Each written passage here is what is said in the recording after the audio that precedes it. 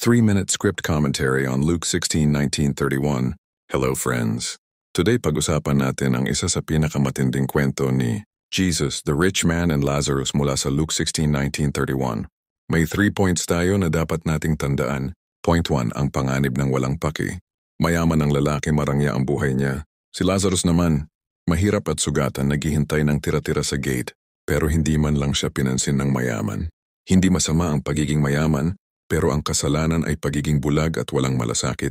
Tanong, ilan kayang Lazarus ang nasa paligid natin na di natin pinapansin? Baka kapitbahay, kaibigan o kapamilya mismo? Point 2, ang dakilang pagbaligtad. Nang mamatay sila, nagkapalit ang sitwasyon. Si Lazarus ay nasa piling ni Abraham, payapa at komportable, pero ang mayaman puro hirap at bighati. Ito'y paalala na pansamantala lang ang yaman at kaligayahan dito sa lupa. Tunay na kayamanan ang kabutihan at malasakit. Kung puro sarili lang, walang kabuluhan ang lahat sa harap ng Diyos. Point 3, ang kagyat na paalala ng salita ng Diyos.